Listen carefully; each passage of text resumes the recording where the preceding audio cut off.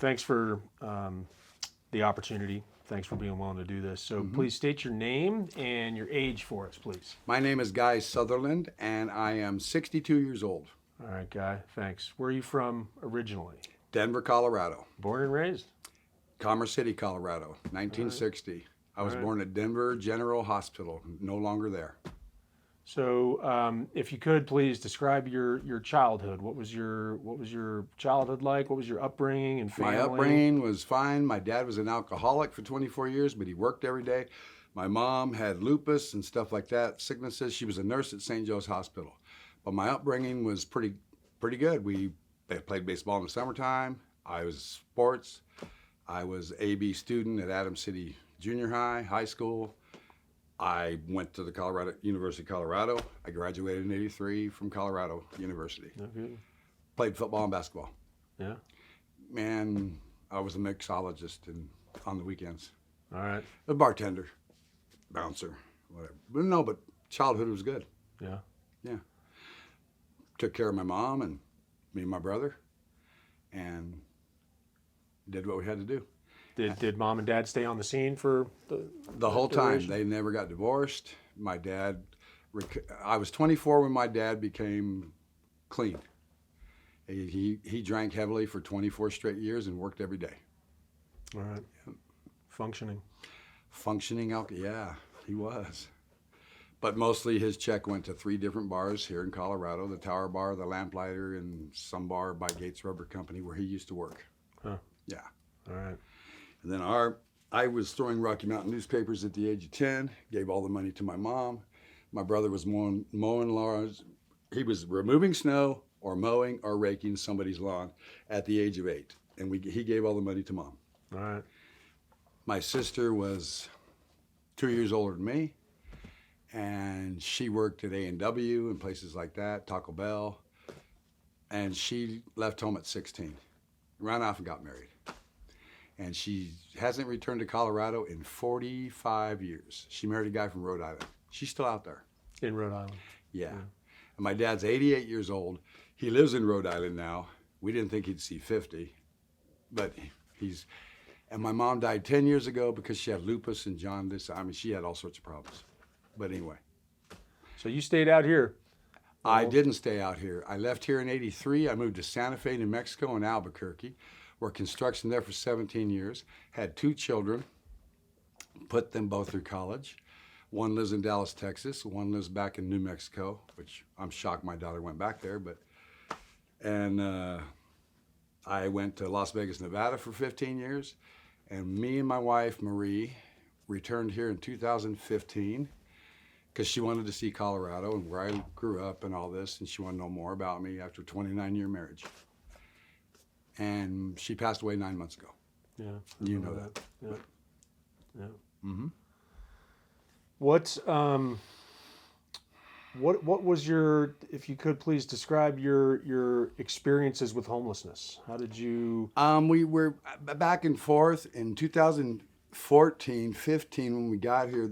The 14 they started selling the marijuana, and for some reason the rents went from $1,200 a month to $2,000 a month. It was weird, and when you can't swing it, and last 4 years of my wife's life, I was taking care of my wife. She's in a wheelchair most of the time, handicapped. We could make it through like 3 weeks, 24 to 25 days, and then the rest of the month, we ran out of money. Mm-hmm. So we were in and out of places, rooms to stay, apartments, whatever. The apartment prices went through the roof in 2014, but this was 16 is when we started having more problems. I wasn't getting my full pension from construction. I quit for 4 years working to take care of my wife. Nobody really helped. Human Resources couldn't provide any more money. My wife made what she made, Social Security, and her pension, which her pension wasn't much. She was an optician for a number of years. She made good money. She became crippled up in 98. Started getting crippled up because of a bad back surgery in Vegas. Mm-hmm. But she was functioning enough to where I went to work every day in Vegas and 40 hours a week and made really good money for 15 years. Built 18 different schools, public schools in Clark County, Nevada. Worked on the Bellagio, did a little bit of work on Mandalay Bay. And the only reason we left there is because, well, she wanted to know more about me in living in Colorado. She'd never lived in Colorado. She's from Santa Fe, New Mexico. That's where she's buried now. So, but the homelessness thing, about 5 or 6 days at the end of the month, we'd come around here and eat breakfast and everything, and talk to Rebel. And sometimes Rebel could get us a room for like 3 nights, like storm type room, wintertime. She did, and then So we hadn't been hotels here. then? We'd go stay, and I'd pay weekly, Yeah. what we can, and there was like, what was it?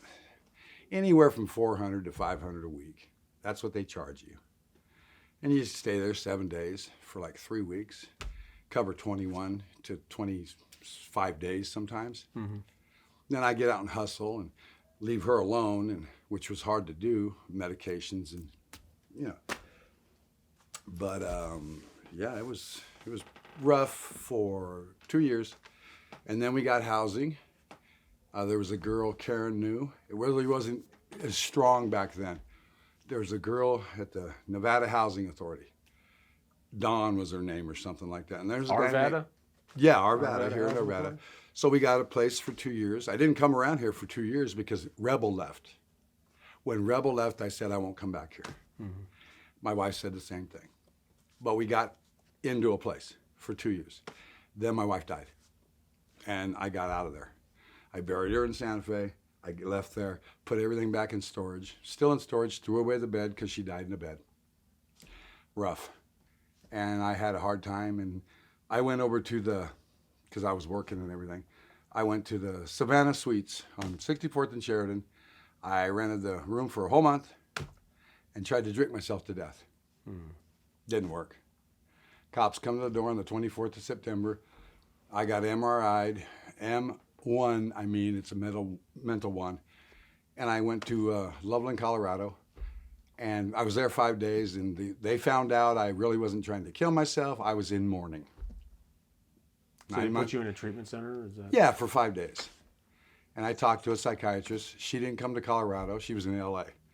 So really, how can you connect with somebody that's in LA? A psychiatrist. So, but I've been to college and I know how to talk to people. So, and the therapist there said, on the last day I was there, she goes, "If you were going to do something, would you tell us you were going to?" And I said, "Really? You're asking that question?" "No, I'm not going to tell you anything." I got my release paper, hit the door, and I've been fine ever since. I have a therapist downtown. I talk to her. Her name's Katie Wagner. I got a PCP that takes care of me now, primary care physician, through Stout Street. And Stout Street is the best thing in this state. Free dental, they take care of that. They take care of your eye care. You get your doctor's care for the homeless people. Colorado Coalition, that's a good thing. Yeah. If you're willing to play by their rules. Right. Don't go in there with drugs.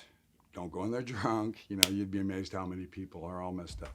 Oh, And you just go in there and fill out your paperwork, and you're good to go. that place is called Stout Street? Stout Street Medical Clinic. It's at 2101 Stout Street, right off Broadway in Stout Street. It's a nice little building. I've led a lot of people there over this past since last September. They're wondering where to go. They don't know where to go. And even in front of there, they give away people to help them out phones, cell phones. They call them the Obama phones, I guess. Yeah. So they can get how is- they can find work through the phones. Everything. Homeless people can. I know some of that's available here as well. Right, What- it is. what, Girls get Crystal got her phone through. Yeah, here. yeah. I've known a few Through people. Brissette or yeah. What are some of the how has this place helped you? What are some of the things that this place has done for you over the last number Well, of there's years? the canned goods and stuff back in the day, and then a voucher every now and again at the end of a month, and that was years ago. I hadn't been here for like 84 days because Rebel left. And then we were okay. You know, things were fine. I went back to work part-time doing the construction thing. And then I got hospice in to help my wife because we got into housing. Dawn helped us get the housing. Okay, I'll say Karen helped us through her friend Dawn get the housing. Mm-hmm. So we got a permanent place, and the rent was better. So we paid half, and the state paid half, or whoever paid half. Where was that located? That was 60 Lamar Gotcha, and yeah. 64th, close to Sheridan. Okay. About a block up from Walgreens, King Soopers. Everything was right there in walking distance for me and my wife. Got her prescriptions, which she had a bunch. She was on insulin, type 2 diabetic, geriatric. But yeah, through here and Arvada housing, yeah, that's a lot of help. It was a lot of help. Because the rents were so high everywhere. It was like $2,000 a month and all that. And I'm like, this is ridiculous. Yeah. So if you got $2,000 a month, you got a couple hundred to live on, it's hard to live. Yeah. You got to still pay your gas and your light, and, you know. Right. And I was taking care of her full time for first 2 years. Then hospice came in and helped. Yeah. But They helped. it's a big help. It's a big help now. I come here mostly for good food, talk to people, have coffee. Every now and again, I'll see a nice T-shirt in the clothing bank, and I say, "Ooh, what size is that? 2X? Hey, Bridget, can I have that? You know, take it." Yeah. Yeah. And I'm up in Wyoming, and I've been back down here for this knee surgery thing, and I've gone through 2 procedures so far. My 3rd procedure is tomorrow, and on Thursday, I should be going out of here. Right. And I'm working nighttime for Ron again, construction, running his show out on a housing project on York and 120th. Okay. And I'm running the guys at nighttime, just mostly sitting on my butt. But Okay. You're and working. he's paying me cash money. And he bought my ticket because I already had it paid for, but he's going to buy my other ticket to get back to Casper. Oh, nice. I'm building the cabin up there. I got the foundation poured. I got the fencing around it, 5 acres. Nice. I'm fulfilling me and my wife's dream. We bought the property 8 years ago. Are you working up there, or what are you doing? No, up I'm there? gonna. On the house, I'm obviously, getting a but- pension, $4,000 a month, starting February 14th, 2023. All right. And in the meantime, I'm getting half of that now. And I'm working. That's good. I can't let grass grow under my feet, so Taking care of this knee is just driving me nuts because last time it was operated on, they want a knee replacement. I can't get laid up for like 3 months with a knee replacement. And there's nowhere up in Casper to get this kind of treatment. I had to come back down to my surgeon at Lutheran. So Got it. that's why I've been hanging around for like 3 weeks now. Yeah. Everybody goes, when are you going back? When are you going back? I'm like, whenever the doctors kind of like let me go, because they drained it, they put painkillers in it, they drained it, and then they cut it open. And then I had a pilar cyst in the back. They cut that open and got it out of there. It was like the size of a racquetball is what they said. And I couldn't fold my, bend all the way. And something was punching me like in the back here. Just weird stuff. It happens to older people. This knee was messed up back in my senior year at Boulder. I don't like Nebraska or Tom Osborne. And you could hit with the helmets back then. Free safety, strong safety. I caught the ball. Whew. And I was a blocking tight end. I shouldn't have had no business catching the ball. But anyway, that was fun. But it was over. The NFL, the NBA, was done. I got close to it. Yeah. Yep. Last game. Oh, man. Day after Thanksgiving on Friday. We were in the Big 8 still. Anyway, yeah. But this place has helped a lot, really. And mentally, and people, Karen, Brizette, Christine, you, the girls at the front desk, talking to everybody, that's all I like to do. Yeah. I'm talking to you now. There's And something about that community. this community spirit Touch and, point. and Bible study Conversation this and- last Thursday was great with Rachel and Christine. And I need that. And while I'm here, I will search out places up in Casper. Don't know too many people up there yet, but I'm 20 miles south of Casper. Okay. I'm going to be a loner for a while, which is okay. I keep in touch with my daughter. That's my emergency contact. My son's in Dallas. We're all good. Good. And they want me to go live with them, and I said, nope, I don't need to bother my kids. I got 2 grandkids. That's great. From my daughter, my son won't have no kids, and he won't have a marriage. He dates Dallas Cowboy cheerleaders, so he's 36. Good luck with that. I've seen pictures. I'm like, okay. Former Dallas Cowboy cheerleaders. He doesn't date them quite that young. Anyway, sorry. Whatever. Cut it out. It's okay. And Sounds I like don't. you got things. You know, you're on the right track. You know. And I Well- try to help as many people as I can. There's a little gal here now. You probably know her. Her name's Jessica Hansen. And the last 3 days, I've given her a place to stay. And she sleeps. And yes, she drinks a lot, but that's okay. Yeah. I know how to handle that because I handled my father for 24 years. Yeah, I know Jessica. Nice lady. It's real easy. Last Thursday, she fell down the street. I was walking behind her, like, what, is that Jessica? And Brizette was there. I was there, and it's like, we picked her up, took her to the Grandview bench right there, sat her there and got a bunch of bottles of water, fed her water. I bought her burger, fries from the cheapskate place there, and she ate. I took away her bottle just to hide it for a while because I thought, not good, because that's all she wanted. And Brizette was happy that I had time to do that. I missed lunch that day here, which is okay, because I had a burger and piece of pizza. I'm a big boy, I can take care of myself. But I like helping people. And there's been a couple other guys that have been here that have needed some help financially or whatever, and to pay a ticket at the courthouse or whatever, and I'll give it to them, and they'll pay me back sometime. And if they don't, it's my steps to heaven. It's okay.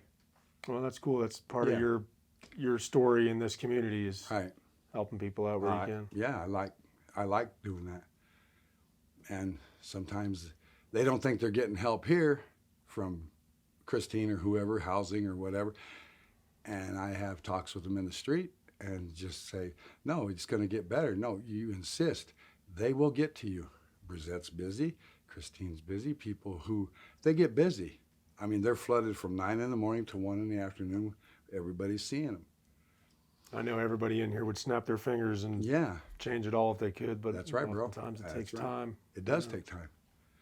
And I talk with them, and Dana finally got his place a few months ago, and he waited like a year and a half, but he was homeless for a year and a half. Started losing faith toward the end. I said, dude, it's coming through. Don't worry about it. James and Mrs. Chavez from the Housing Authority, they're going to get you a place. Nice place now. He's in there 4 months ago. He's happy as a lark. Yeah. I said, see, I told you it was going to happen. I didn't, it didn't take long for me and my wife to get in. Don kind of pushed it, because there's a certain amount you can make to get into a housing type situation. Mm-hmm. We were just a little over, but Don, that was a few years ago, so that was in 18, 19, so just before COVID. Right. Good thing we got in before COVID. Whew. Yeah, right. Yeah, my wife was over 65 and all, so anyway, yeah, but life's been good with coming here, and when I come to town, I'm going to come in and see people and Yeah, you got to.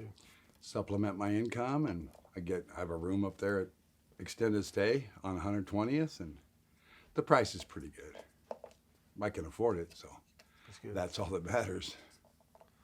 What would you say to somebody who didn't know anything about homelessness or was wanting to understand more? What message would you share with people out there about homelessness? I got to think about that one. I'd share the message. If I know that they're experiencing it for the first time, I'd say there's a lot of resources in Denver and Jefferson County. I don't know about the other counties, Adams or wherever, but there's places that can help you, man. Just make a phone call. It's on the billboards at the bus stops, Denver Mission, Samaritan House. It's a place to get off the street. I mean, that's my message. What about to somebody who's not homeless Yeah. who is, living with a home over their head and roof over their head and a full-time job and all the rest of it, that just sort of see homelessness on the periphery. If they What do even you take say? 5 minutes to even have a conversation with somebody on the corner that you know is homeless, just walk up and say, hi, good morning, how you doing today? Are you guys need any little bit of help? Even if it's a nickel or it's a egg or, a soda pop, water, no problem. Just try to help, because they're there for a reason. They're not there by choice. That is somebody with a job. I've got a job and I see it and I help people. I see it. I'll talk to anybody, because I will walk up to them. I carry bottles of water on me and orange juice or whatever. And I'm not going to give them, if they want other stuff, that's their, drugs and stuff. No, of course not, but you're there for a reason. Even take time just to talk to them. If they don't need anything, God bless them, and get in your vehicle and roll away or whatever, and just take some time. Yeah. It's in the community. And the only way the community is going to battle this is to stop and talk to people once in a while. Yeah. See some girl struggling with a backpack, and maybe she's a little staggering and stuff like that, well, she's had a little too much to drink, just offer her some water, maybe sit down at the park with her, talk with her a little bit. Or dudes. There's guys that walk around and they're drunk, but they're homeless. They're doing it for a reason. If someone just take 5-10 minutes, person who's got a house and everything, never experienced this, walk in their shoes one time and you'll see. People who have jobs and homes and they've never experienced homelessness, take 5 minutes and try it out. Be like the guy from the Chicago Bears, Howie Long's son. When he was done playing football, he took a month, grabbed a sleeping bag, and hit the streets of Chicago. He wanted to find out what it was like. And he found out what it was like. And that's a man who made millions of dollars in the NFL. And he was in 2 Super Bowls. I don't know that story. Chuck Long, Howie Long's son. You know Howie Long. Yeah. Raider. Chuck Long did it. And then Chuck Long went to Africa and started drilling wells and getting water for the people down there in Ghana and all those places that didn't have water. But he did it for a month. Homelessness. The beard grew out. He didn't shower. He didn't shave. He was in a sleeping bag at nighttime. He just wanted to know what it was. And he donated millions of dollars to Chicago, the inner city, to get more help for the homelessness there. And it was freezing cold on that lake by Soldier Field. Mm-hmm. There's a story about him, 30-30 on ESPN. But experience it one time. That's a man who didn't have to do that. He did it. Yeah, it's a great thing. If more people might donate $20 a month or even $20 a year to homelessness, it would help. Yeah. Give it to the church. Come in here for about $20, $10, whatever. Because you got the money and you're going to be okay. Yeah. Yeah. If I had more, I spent way too much on materials, but that's the cabin in Wyoming. That's I'm going to give a lot more when my pension kicks in fully next year. I will be sending a check to Lori and whoever gets the checks. That's cool. That's great, or I'll come down here. It's only 250 miles away. I'll drive down here and hand the cash. Yeah. Say here, boom. Because I'll be able to do it. There it is. That's good, man. Just take 5 minutes with people. Gratitude and giving it back, right? Giving it back, pay it forward, whatever they want to call it, because it's all going to work. Just help out just a little bit. I don't care. Give a quarter. People on the corner, they wouldn't mind having a quarter. You get 3 quarters, you can buy a bottle of water from somewhere if you need it. That's all. Well, I appreciate you sharing that message. I think more people need to hear that, and hopefully this little interview here, will share that far and wide. And I hope so. All I want to do is help, and I'm going to keep on helping because I've experienced it. Like 4 or 5 days out of a month, me and my wife in a wheelchair experienced it for up to close to a year. Yeah. And I always told her, we can't do this right now. I want you to go back to your daughters. She wouldn't leave me. She would not leave me. I said, your daughter Vicky can take you in, and she's in Santa Fe, New Mexico. Get you on a bus, plane, get you down there. Stay there for a while until, and then I could be released to go back to work, and she'd be taken care of for, you know, let's say 2 weeks. She wouldn't leave me. And I kept saying, honey, it's cold out here. Yeah, we had sleeping bags and everything, but she's in a wheelchair. It was rough, but she wouldn't leave me. That's just, you know, soulmate thing. I'm not leaving you. It's only 4 nights. More money's coming in the bank. And I said, well, all right. She wouldn't do it. She goes, don't think you're going to push me down to Union Station and put me on a bus without me putting my number 5 up your, you know what. So, no, she was tough. Taurus, tough girl. Man, but just people take 5 minutes with people and just talk to them a little bit, help out. Sometimes they're just looking for conversation. They might have some problem you can help out with. I found that out. Yeah. Appreciate Always, you, man. Thank always you. and forever. Yeah, right on. You and this whole situation I don't know anything. Okay. Thanks. I'll figure it out with the mayor someday. I had a talk with him about a year ago. Watch your head.